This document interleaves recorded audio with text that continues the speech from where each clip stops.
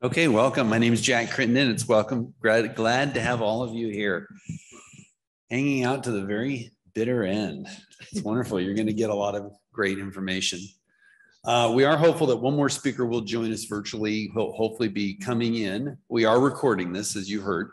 So if we do have some questions from the audience, please repeat it if they don't have the microphone, so that we can make sure that the virtual attendees can hear that, as well as the people who watch the recording. With that said, I'm going to introduce Vic Clark. He's the Senior Managing Director and Chief Financial Officer at Lumen. We had a chance to meet last May. Did I get it right? Chief Production? Well, it said it gave me the wrong information. Jack, they don't want me messing with the numbers. Just production. Just production. Well, Chief Production Officer. Anyway, we'll turn it over to you. Thank you, Jack. Privileged to be here. Always a wonderful opportunity to get together at a Crittenden conference. Thanks for having us. And what a beautiful place to be here in Miami, Florida. And for all of those out there who have hung on till the end here, you're my kind of people. I would much rather sit in a room and talk about real estate deals than being out in the sand. So welcome, glad you're here. As Jack said, my name is Vic Clark. I focus on multifamily lending for my 25-year production career. I'm with Lumen. I run a production team of about 80 people across the country, all really specializing in multifamily, Fannie Mae, Freddie Mac, HUD, and we use our extensive balance sheet of our parent company, Oryx, to do bridge lending, pref, mezz, and occasionally dabble in the equity business, and always looking to grow and find new opportunities to develop new products for clients. And it's a fun business to be in. So thanks for being here. And thank you guys for being here this morning. Let's get started. Introduce yourself and we'll go down the road. Sounds great. Hi, everyone. My name is Anton Madley, CEO and co-founder of Peak Financing. We are a financial intermediary in the commercial real estate space. So we arrange financing for all type of commercial real estate. Essentially, our role is to match a deal sponsor with and property with the right lender, and we go to lenders like Lumen if it's a multifamily deal or industrial deal, whatever makes sense. And so that's our role. About myself, that strange accent is a Swiss accent. I grew up in Switzerland, worked with UBS in investment banking in New York, Tokyo, and Hong Kong. And after that, I left banking and went to the intermediary side. I've worked with family offices as well as deal sponsors. And so we are based in Dallas, but we work all over the country. Good morning, everybody. My name is Ben Kadish. I'm with Maverick Commercial Mortgage in Chicago. We are a intermediary or a commercial mortgage broker. We would like to use the basic terms. And our firm has been in business now this is our 15th year and this is my 39th year in the mortgage business. So I've been in it for a long time. We are a generalist, lending on all different property types in most of the markets, excluding the Northeast. We have a niche doing mobile home park financing. Our firm is a correspondent for Freddie Mac through Sabal and Fannie and Freddie through Prudential, with a group that we're part of, a 10-firm mortgage network called CRECA. Within our network group, we do about $1 billion a year, and our firm's been clocking around about $250 million a year. Thanks, guys. Ben and Anton, I know today we're talking about multifamily. I know you guys do other deals as well, but we're going to stay focused on the multifamily business. With everything that's gone on the last 18 months, how do you guys perceive COVID affecting multifamily on the long term? Is there been a change that's going to stay long term? What are you seeing? So specifically in the Chicago metro area, there was a pause in the market because the state of Illinois had put a prohibition on doing any apartment showings. So literally people had to stay in place, shelter in place almost. But since that was lifted, there's so many more people that either waited to move around or they are relocating from the downtown to the suburban or to the around the city, that all of the markets have filled up for apartments. And now the apartment people, a lot of people are working from home. So the market has stabilized, and the banks may not have recognized it yet. And even the different reserves that were required for the agencies, regardless of that, the borrowers have been, the properties are full. So the market is stabilized now. Anton, your thoughts? Yeah, so obviously once March 2020 hit us with COVID-19, everyone was freaking out, from owners to lenders, and as a result, particularly on the CMBS and bridge side, everyone disappeared and everyone was really scared for a couple of months. And then it turned very quickly, right? So everyone realized, oh, our occupancies haven't really dropped. Our collections have not really deteriorated the way we thought they would deteriorate. And NMHC has that rent tracker, right, that has been tracking rents every single month since then. And it was really interesting to see how strong these rent collections still were during COVID-19, during the initial phase. And now naturally one can argue, well, it was the stimulus payments and all that, as well as eviction moratoriums.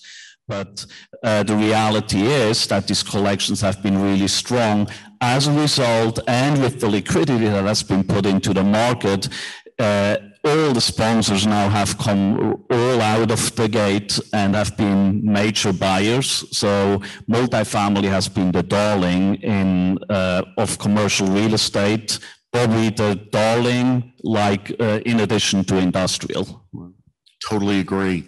It is, you hit on a couple great topics, Antonio. It's a testament to the American renter that the majority of the people paid their rent. I remember tuning in to the television and listening to, a lot of politicians basically telling people they didn't have to pay rent. And we had meetings internally expecting anywhere from a 20 to 30% decline in collections. And thank goodness it didn't happen. So Ben, go ahead. One of the unusual circumstances, we have Kyle on the screen behind us. Kyle, I knew I was going to be lording over you guys. I said that. Glad you made it. Yeah, tech issues, apparently. I was going to be on a Zoom 2 hours from now when there would be even less people out in the crowd. Kyle, go ahead and make a quick introduction. We want to get you in. Oh, all right. So hi, everybody. I'm Kyle Gemtrude, Managing Director for Greystone. I run our Minnesota office as well as an office in Palm Beach County, Florida. I lend Fannie, Freddie, HUD, and our proprietary balance sheet programs from coast to coast. Thanks, Kyle. Thanks for making it. Ben, you were saying. So in the COVID, during COVID when it hit and all the stimulus, well, it turns out that the majority of renters, much of what you're saying, the people realize that they need to pay rent where they live, and the majority of the people did it. There was very, very few people that were not trying. If anybody didn't pay rent, the majority of those people were gaming the system.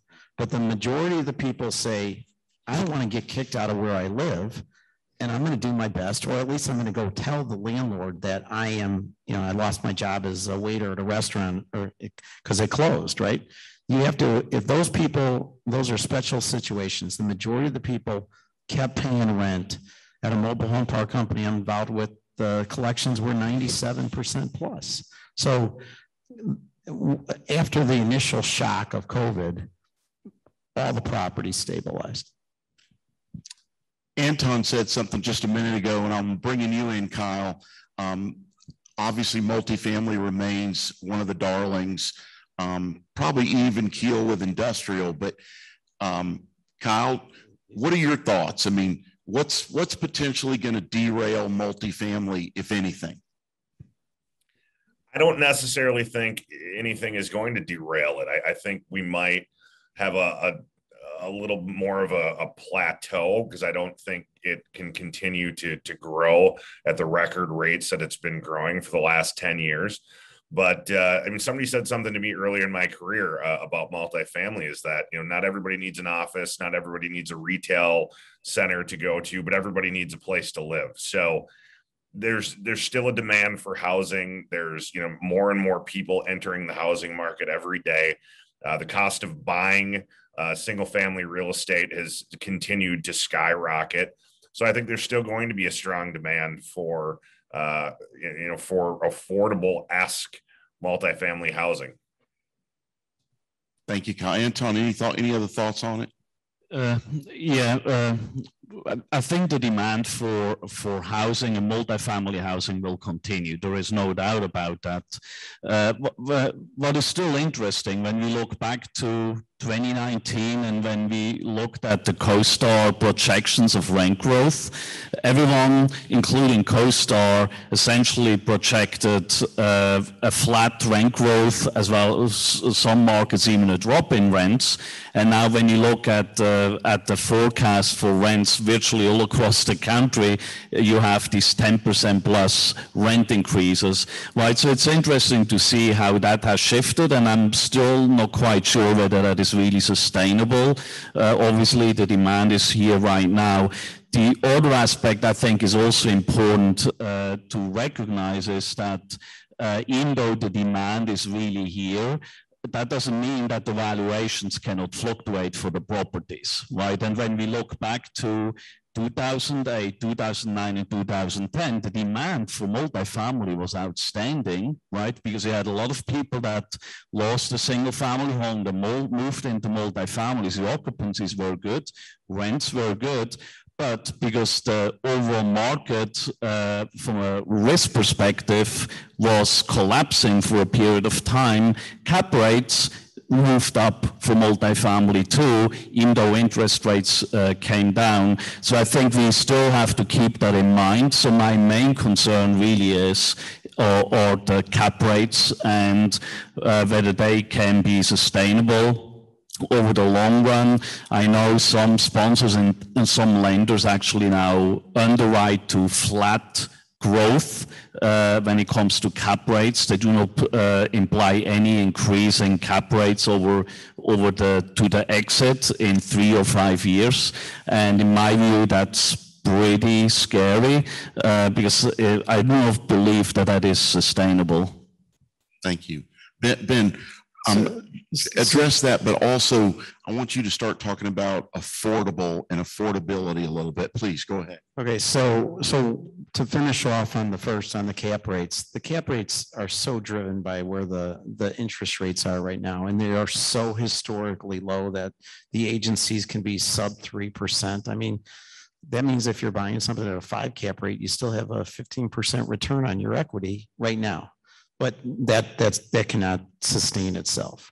The one part of the market that has been, maybe not as well filled right now is that the concept of affordable housing is the challenge, because it costs just as much to build affordable housing as it does conventional housing, and you're just prohibited from renting it at the higher levels, which is why many of the affordable deals may have to be provided enhancements with low-income housing tax credits, which then those are built by the fee developers, because there's no economics to the deals other than for the tax credits. But that's the big part of the market that's been, the supply for that is lacking, because everybody wants to build the high-end fancy stuff right now. With Fannie and Freddie, probably the last 3 to 5 years, ever increasing their focus on affordable, providing incentives to borrowers to restrict units for affordability, giving pricing discounts for affordability. It really is a focus, and I think in 2022 we're going to see even more of that, which is a good thing. Kyle, your thoughts on how is that going to touch the market next year with restrictions coming out of Fannie and Freddie on budget and affordability? What are your thoughts? Well, so far, the guidance that's trickled out from FHFA for Fannie and Freddie is that there's going to be an increase of 130 something percent more naturally occurring affordable and affordable housing units to be financed next year. I think that that level of goal, depending on where the caps shake out for both Fannie and Freddie, is going to push them to be even more hyper focused on providing good, cheap capital for those kind of NOAA and big A affordable deals. I mean, this year we ran out of money pretty early on the Fannie MTEB and the Freddie TELS, the forward commitment programs for the tax credit construction deals. And I think there's going to be more of a focus on that. I think the floodgates are going to open a bit more under the new administration for more of a focus on that. And I think that's a good thing because it's going to allow more options for those affordable developers to get low cost capital to make those deals make more sense. Thank you. Anton, talk a little bit about your thoughts with respect to unemployment, subsidies ending. Where are we headed the next few months, in your opinion? Yeah, that's the big question, right? What is going to happen? Obviously, the stimulus payments now have been running out. I would believe that most people that want to work can work, right? And when you look at the tenant base, and again, it comes back to just seeing how many of the tenants actually were willing to pay, even though they had the ability to game the system, as you mentioned. I do not really feel that there is a significant drop in collections going forward. Now, having said that, I think I'm still a little bit concerned about the affordability aspect when it comes to these tenants, particularly in the C class and B minus space. The affordability, obviously, when it comes to light tech housing and all that, that's great that they increased the limits and all that. But as we all know, there is a lot of affordability discount that the agency grants for market rate properties too, right? As long as there is an affordability element to it. And that's where I'm a little bit concerned that these rent prices have moved up now so much that a lot of these tenants are reaching the limit. But I'm also concerned that when it comes to the underwriting with the Fannie and Freddie model, they may still use the median household income that hasn't been really increased yet, while the rents have moved up by 10–15%, which means that the affordability calculator that both agencies use may no longer qualify for all the pricing discounts that are required. Right? Good point. Ben, thoughts? Well, in the last year, with all the supply chain challenges, with the price of lumber and every other component possibly going up, that puts even more pressure on guys wanting to build affordable housing. So unfortunately, in order to fulfill the need, this is where both the agencies, thank God that they're focused on this and they are allowing the mission-driven statement to, and they have to expand their product line somehow, and then also expand it on a smaller basis, and then also expand it on, if HUD could pick up the slack on some of the stuff, but if it takes a year to do a HUD deal, that's through a full economic cycle. So all of those things from the agency side is a positive. And then, the other, as far as just the interest rates, which are great, but in certain markets, so one thing that there's going to be a difference in the north, with the migration to the south, there's a lot of people that are leaving parts of Chicago because of crime issues or whatever else. And those units got to be renovated and fixed up. And that's where the agencies may have to step up from a neighborhood standpoint that would be a little bit different than they would be before, so that you can get, it's either that or get the banks to really put pressure on to reinvest in the neighborhoods. Ben, you mentioned HUD. I was lucky enough yesterday to quote a HUD deal in the very low twos, plus potentially only 35 basis points if you qualify for green. So when you're looking at rates in HUD at 2.5%, a 4 cap looks real good, doesn't it? But who can wait a year to finance it on an acquisition? So we as a firm are seeing a lot of refis or bridge to HUD transactions. Thoughts on that? Y'all seeing the same? Yeah, we have seen that a lot, but also the frustrations that come with it, right? So you have obviously with an acquisition, the seller is not waiting for 12 months until you can close the bridge, the HUD loan. So you have to go into a bridge to HUD program, and a lot of lenders will, like Lumen or Greystone, obviously provide that. So that's great. But what we also have seen that even though you have that bridge program, the HUD side takes so long, right? Previously, it was maybe 4 or 5 months that you could get the refinancing done. Now we are talking about the refinancing up to 12 months until you can close. On the construction side, we now talk about 18 months, right? And that's what you talk about, the cycle. That is really a challenge. So we had a client that bought a property in Peoria, Illinois, and they had heard about the HUD program. And I told them explicitly that your guys' DNA is not made for this. But they said, no, we like that. We're going to give it a go. And the HUD property condition report would have required them to spend $5 million on the property. And that was 6 months into the process.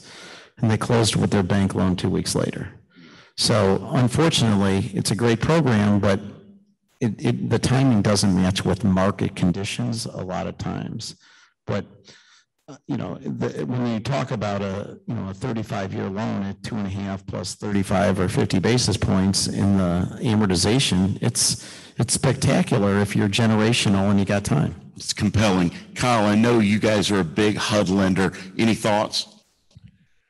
Yeah, we are. We are do quite a bit of HUD. I believe we've been the #1 HUD lender for probably a decade now. And I do a fair amount of that business.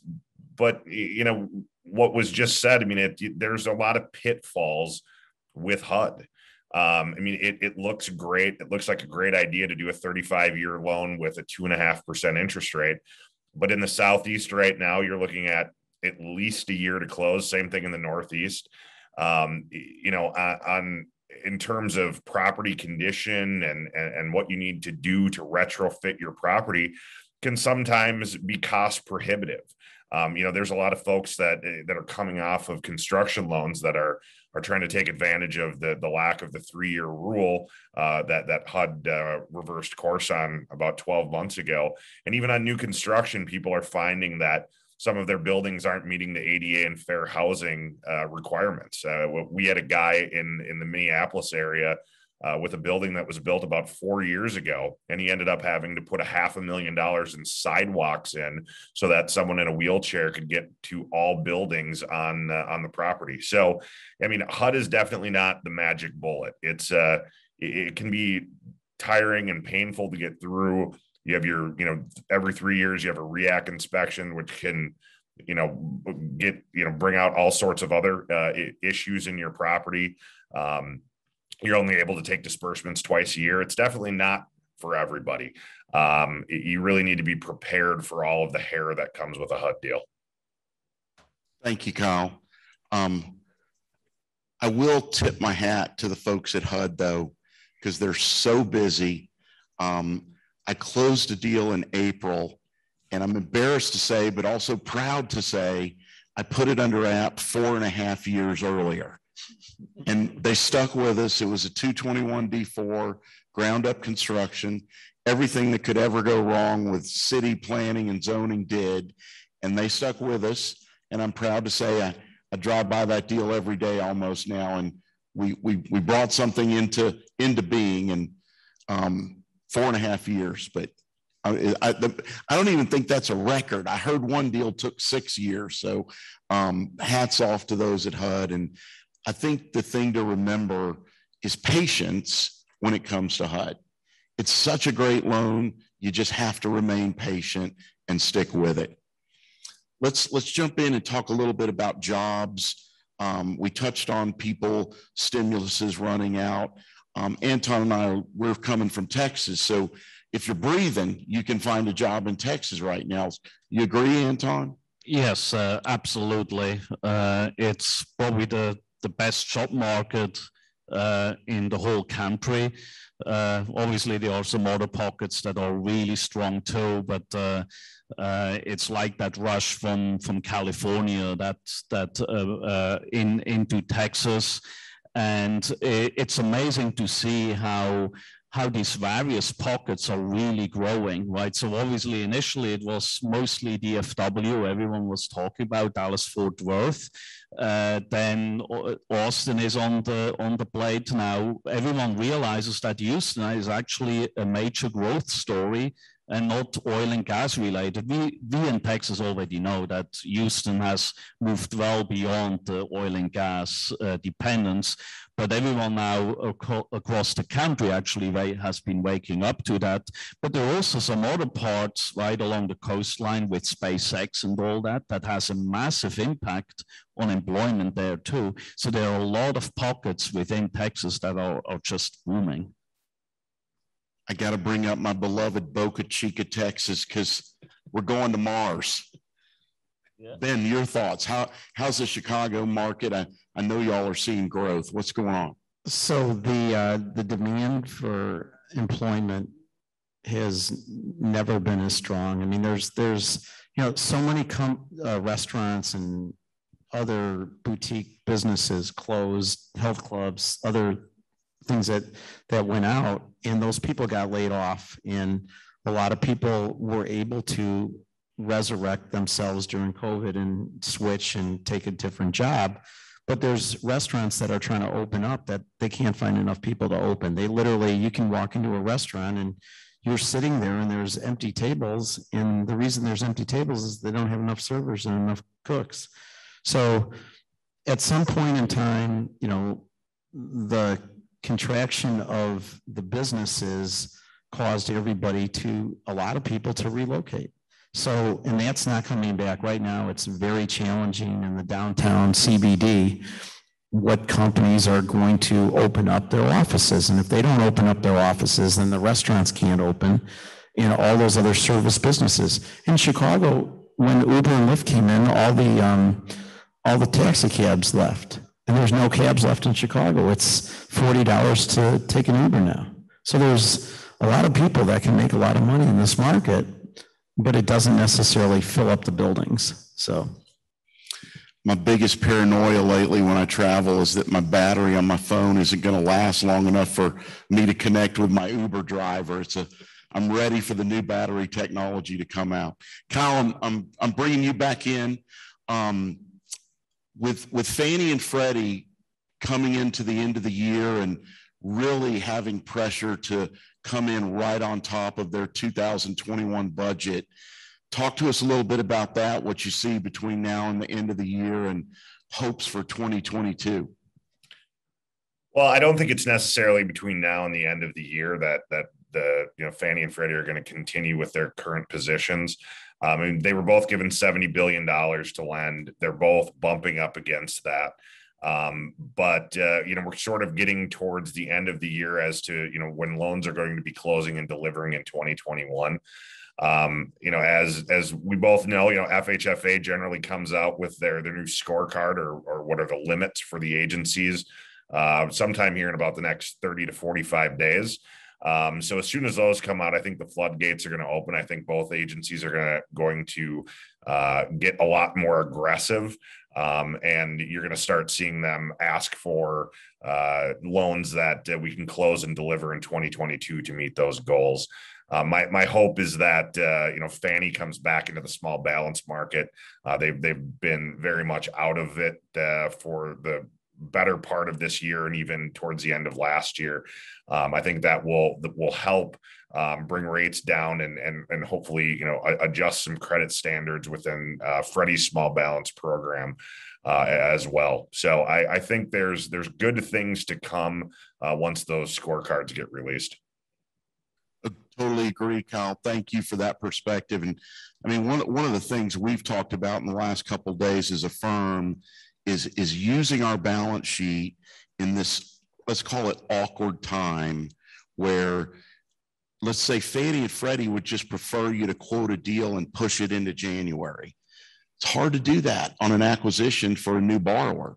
It's one thing to do it for a 30-year repeat Fannie Freddie customer, but you walk into Fannie and Freddie right now with a brand new borrower who's trying to buy a deal, they're not going to make it. So we've thought about using our balance sheet, reducing the cost just to bridge people for the next 3 to 4 months until next year so that they can then do a Fannie Freddie loan. Ben, what are your thoughts? Talk about bridge lending and what you're right on the smaller end of the market.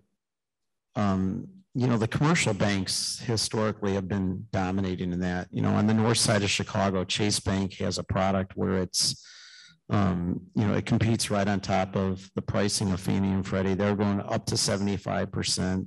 A lot of it's non-recourse. If you're an experienced borrower, they were waiving off. You put up a $2,000 deposit, you get it back at closing, but they'll only do it in certain neighborhoods. And they know more about those markets than anybody. When you get outside of that, then a lot of those other banks, that's like the only good real estate loans that they can find. And, they may be more nimble, but then their recourse are shorter term. They're nothing like the agency product. But so that's where a lot of that product gets picked up just because, they don't have any other good loans to get. So I don't know if there's some resistance on the agency side because the banks are like, hey, stay off of our turf here. But as far as the market, most people, everybody's got to live somewhere. Okay. And because of that, the mission driven side increases the box for the agencies, which makes more business, which backs it up even more as far as the timing. The banks in Chicago have always been very competitive. I mean, they truly do try to hold on to their customers. Anton, do we see that in Texas? I'm not sure we do. Not really. I would say, generally speaking, the banks in Texas are not really that aggressive. Some of them are, but you may be able to get to 75 and non-recourse if you're a repeat and experienced sponsor, but typically they are not really that aggressive. When it comes to coming back to your agency comment, pushing the deals out into 2022, that's really also what we recommend for any type of refinancing. Let's wait it out, right? Let's look at it and do the application once the new limits are known and go into an application maybe in mid-November. So for the acquisitions, that's a challenge, as you know, right? Because a lot of them want to close this year. And one of the reasons why a lot of these buyers want to close this year is not really driven by that brief timing period other than depreciation, right? The depreciation benefits are such an important part for buyers today, particularly when you also syndicate. You raise a lot of money from passive investors that are coming into your deal. Obviously, they want to like the deal, but the initial year, the bonus depreciation combined with cost segregation, sometimes you can get to 70, 80%, sometimes even more of your investment that is a depreciation benefit. They don't want to see that going away this year. So you need to close this year, right? So for your firm to actually look at the short-term bridge to bridge it, then that's actually a great idea. Now, when it comes to general bridge, right, what you asked before, I think we have never seen a better bridge market than today, right? There is more liquidity, there are more players.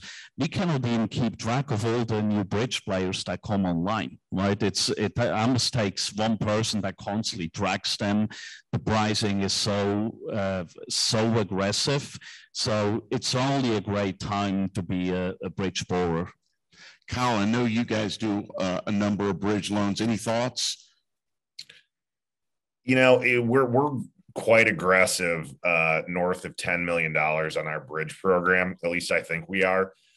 And it's amazing the competition that's out there. There are so many debt funds that are out chasing business that I agree. It's hard to keep up. It's hard to keep track.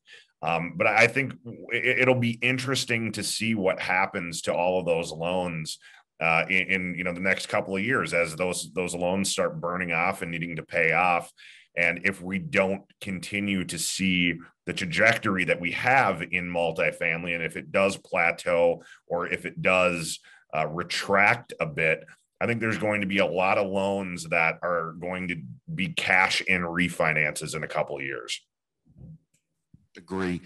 Ben, going back to Chicago, last time I was there were cranes everywhere still, a lot of new construction, lease up, concessions. Talk a little bit about what you're seeing. So when COVID hit, the downtown buildings had just like a exodus of people. And what they started doing was when COVID last summer, when it looked like things were clearing up, suddenly the tenants were coming back and the landlords were trying to maintain the rental rates so they could maintain the economics when COVID lifted, and they could refinance at $2,000 a month instead of haircutting it by $212. So if they were given 2 months free on 12 or 14-month leases, they were trying to keep the street rent at the same so that after this rolls off, they can underwrite with the higher rents. The market did fill back up because when you cut your rents effectively by 20%, there's more in demand. So I've always said in Chicago, you can lease anything if you lower the rent to the right price. So the market filled up. As far as the within the city of Chicago, they have a affordable residential ordinance, ARO, that is requiring 10 to 20% of new units to be held for affordable. And the developers lose money on those units to the tune of $100,000 to $200,000 per unit on a loss, either sale or rental. So the rest of the project has to be large enough to absorb the loss on the 10 to 20% units, or they may have had old zoning that allowed them to go without it. But there's going to be a severe contraction of new, smaller projects. On the other hand, the larger projects, the institutions have so much money because they've made so much money in the market that they're like, this is a 10-year hold. So who cares if we build it at a 4? It's going to be 4.5 the next year, 5 over 10 years. They don't care. So there's still cranes building giant buildings that it's just amazing that they keep going. So that's a good point, Ben. I have the privilege of working on a deal on the Miracle Mile in Chicago, and your comment about you can lease up anything in Chicago. We had a number of units, micro units, 350 square feet. Some I think were 325. And of course, coming from Texas, and we don't see that. And I'll be darned, they leased up like gangbusters. So it's like a bike storage room for you. Right. And it's unbelievable, but very popular, very affordable. And we're seeing some of that where people are buying office buildings, given the weakness in the office market, and converting them to micro units. Anton, any unique product you're seeing in Texas or around the country? I would say we see a lot of the motel and hotel conversions. Ideally, obviously, everyone wants to have the hotel suites that are a little bit larger, but we also see a lot of buyers going into buying the regular motels. And I'm a little bit concerned about those because they are micro units. but they are not typically in infill locations in Chicago. Right there, it would make sense. A lot of them are in the middle of nowhere or in small markets. Like we looked at one in Tucson that the seller was able to sell it to a multifamily investor to convert it. So ultimately, that buyer was buying it around close to 50,000 per unit. For 325 square feet. I just do not see that model works well in these type of markets. I think it works really well in infill locations, downtown locations. Right. If you know, we financed a couple co-living projects a few years ago. So that concept was, you know, 4 individuals rent 4 bedrooms all in the same common area and don't know each other, much like student housing. And, you know, how that works out when people, you know, when all of a sudden you're not supposed to talk to somebody else, you know, how do people find roommates together? The buildings that got built seem to be holding up because it does provide an affordability option. One tenant in one of our clients in Chicago, Cedar Street, specialized in building the micro units. And affordability is all that matters to those, because what's the chunk price? So if you rent a small studio but you can rent it for $800 a month, it's got a bunch of amenities and stuff. Well, if people want to live on their own, that's affordable in Chicago. You know, that may be a 3-bedroom apartment in Rockford, Illinois, but in Chicago, it's a 1-bedroom or studio. So there's a niche that all those places are filling, and the quality of the new stuff is so much better than old apartments. So the hotel conversions, the office building conversions, you get new product in there. You know, it's new, even though the units are little or they're funky shape or whatever else. They're new apartments, and everybody does like new. No question about it. Everybody likes new, and if you're walking distance in an A location, they go like hotcakes. It's really a great product. And before I get to Kyle, you brought up something, Anton, about in Texas, we see these intersections where they'll build a limited service hotel. I'll blink my eye and there's 7 of them at the same intersection. If I'm a user, I'm not sure how I decide which one I go to. It's just something I've never understood as a real estate person. Kyle, maybe you can help me with that. I know I digress, but are you seeing anything unique on your side on the multifamily? And if you've got a comment on my limited service hotel, I welcome it. I know nothing about hospitality other than when I stay there, so no clue. You know, so I work in 2 markets, Minneapolis and South Florida. The Minneapolis area, the south side of Minneapolis was always a hot area. It's the area called Uptown. Uptown it happens to be that general area is where the large amount of fallout from the George Floyd killing occurred. So we definitely saw some strain in those markets. What we're also seeing in Minneapolis and St. Paul is that they're both cities are pushing fast and furious on rent control, which seems to have been pushing the old guard out. You know, the guys that have been in the Minneapolis St. Paul core for the last 20, 30 years are selling out, and we seem to be getting a lot more of the younger syndicator kind of guys coming in and buying into those markets, which is difficult in some senses, just given that our Fannie and Freddie products a lot of times don't exactly jive with what they're thinking. In South Florida, you know, we've seen a huge influx of people. The demand for new Class A is through the roof. You've got people that are coming from high taxed areas like Minnesota, the Northeast, and coming from areas where they're used to paying significant amounts of rent. And that's driving the rental prices up throughout all of South Florida, especially in Miami, where I mean, it's hard to find a place to rent in Miami for, you know, under $4,000 or $5,000 if you want to live in a nice area right now. Thank you, Kyle. Anton, if somebody brings a $20 million deal into you right now, are you shopping it to the banks, to the life companies, to Fannie, to Freddie? Who's competitive? Who's the most competitive, right? It really depends what type of asset it is. Is it stabilized? Is it not? Is there a value add? Certainly, if it's stabilized, we shop it heavily on the agency side. The challenge is that if you want significant leverage, you are not going to get that. And you're not even getting it with a bank, and you're not going to get it with a life co.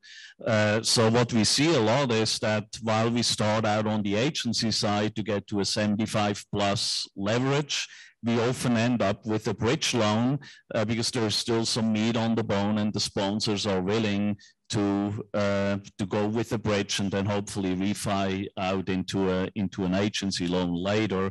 The other alternative that we are also working on quite regularly because of that low leverage, to come in with a lower leverage agency loan and then add a BREF piece on top of it so that they still get that leverage, hopefully get that value add, and then essentially can pay back the BREF piece with a supplemental loan in 3 years from now. So that's the other game plan.